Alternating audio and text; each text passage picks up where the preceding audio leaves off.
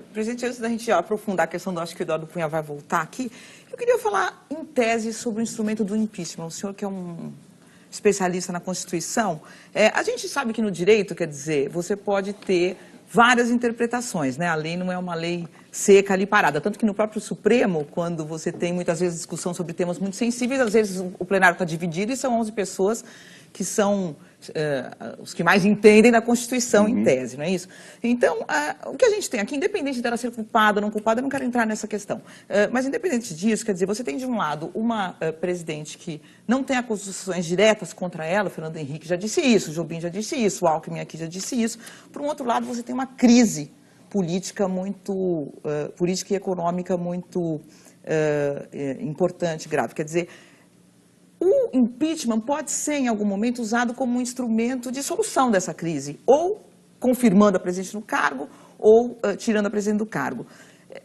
O senhor não acha que é frágil se o impeachment vinga, quer dizer, ela sair sem ter uma acusação direta contra ela, e não falta para a Constituição brasileira um instrumento como o recall, ou como o referendo revogatório de mandato, ou no parlamento existe o voto de desconfiança, que pudesse solucionar as crises de uma maneira mais, que poderia ser entendida, poderia ser mais legítima, porque são instrumentos previstos para isso? Desde a Constituinte que a gente discute a adoção, por exemplo, do regime parlamentarista, ou de um semi-presidencialismo. Seria uma grande solução.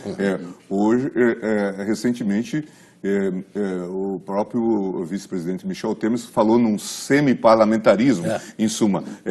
Está se falando na construção de um modelo híbrido. Claro, se nós estivéssemos num modelo parlamentar, certamente, e com a base esfacelada que nós temos hoje, certamente o governo já teria caído. Não é? Mas agora, o impeachment não é um instrumento para solucionar a crise, juridicamente, em tese. Serve para isso. Com certeza, nós tivemos esse quadro no caso do governo Collor, né, em que, de fato, havia todas aquelas acusações, mas havia também um impasse político, um quadro de ingovernabilidade.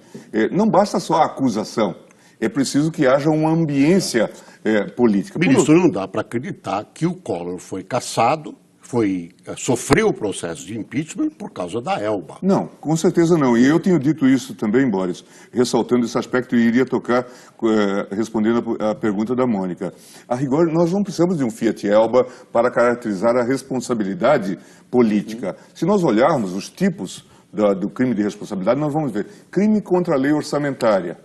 Né? Portanto, é algo bastante genérico, desrespeitar a lei orçamentária, gastar sem autorização legal. Isso já é considerado crime de responsabilidade. E pode levar a uma situação de debacle econômica, como aparentemente nos levou. Hoje esses números podem estar até contabilizados. Quando a gente fala que tem um déficit na conta de 200 bilhões de reais, aparentemente foi um exagero nos gastos, especialmente no período eleitoral. Ou crime contra a probidade da administração. Não precisa ser o crime de corrupção, mas precisa ser a responsabilidade por todos os demandos no campo da probidade. Portanto, aqui nós não estamos falando de um tipo penal preciso, nós estamos falando de um tipo penal de caráter aberto, por isso se fala de crime político.